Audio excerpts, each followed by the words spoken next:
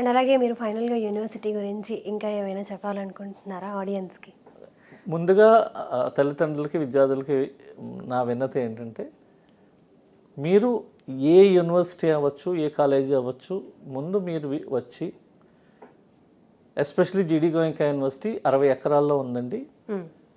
చాలా మంచి green campus and అన్ని బిల్డింగ్స్ కూడా ఎయిర్ కండిషన్డ్. వెదర్ కూడా సంవత్సరంలో ఒక 10 నెలలు చాలా బాగుంటుంది.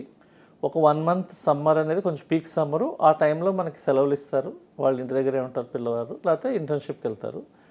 సో మన దగ్గర ఇన్ఫ్రాస్ట్రక్చర్ వైజ్ అవ్వచ్చు, ఫ్యాకల్టీ అవ్వచ్చు, అన్ని విధాలుగా బాగున్నాయి. సో మీరు దయచేసి మీరు క్యాంపస్ విజిట్ చేస్తే మీకు మొత్తం తెలుస్తుంది. అలాగే మనం ఏ కాలేజీ తీసుకున్నా, మనకి భారతదేశంలో 2000 పైచీలకు కాలేజీలు ఉన్నాయి, దగ్గర 1000 యూనివర్సిటీస్ ఉన్నాయి, అండ్ ఇంజనీరింగ్ కాలేజీలు ఒక 5-6 వేలు ఉన్నాయి. సో ఈ అన్నీ కూడా మీరు ఏదన్నా డిసైడ్ చేసుకునే ముందు ఒక్కసారి కాలేజీ ఇన్ఫ్రాస్ట్రక్చర్ అవ్వచ్చు, ఫ్యాకల్టీ అవ్వచ్చు, లీడర్స్ అవ్వచ్చు. మెయిన్ ఇప్పుడు మనకు లోపిస్తుంది అంటే లీడర్షిప్ అండి.